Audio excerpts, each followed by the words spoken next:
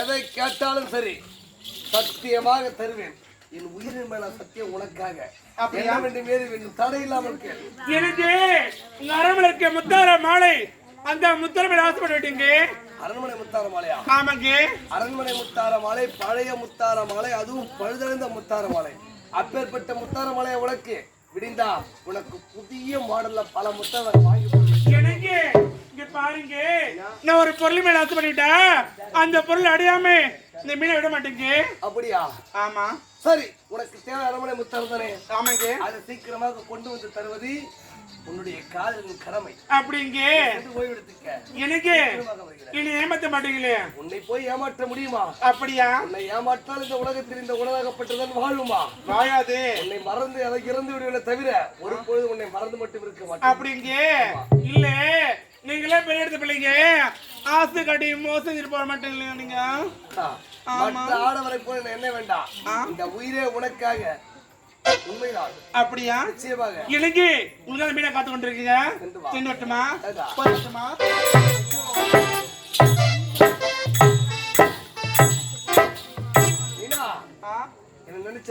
ஆமாங்க.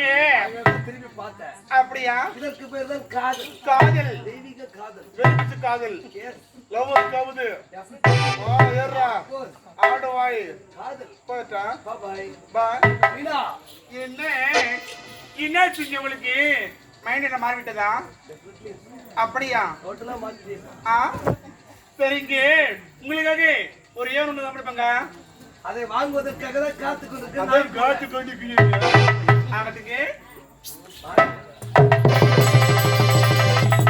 கண்டு காதல் கொண்டவுடனே 80% மனதிற்கு சந்தோஷம்.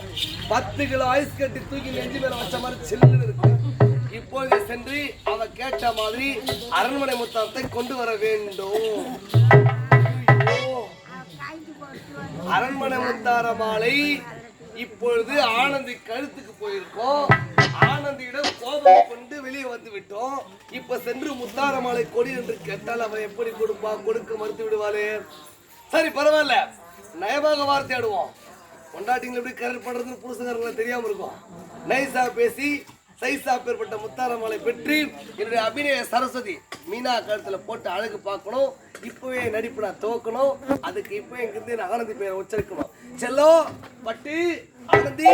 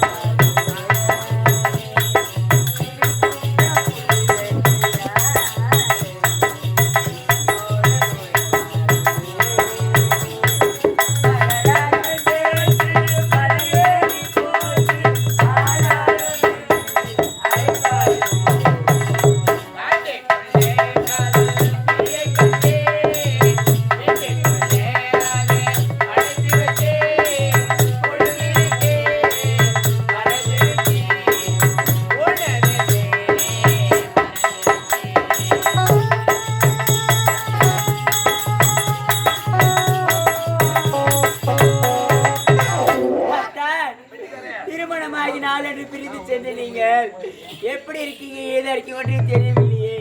உங்களை எப்போது காண போயினா அன்பை சுமந்து சுமந்து அல்லும் பகலும் இணைந்து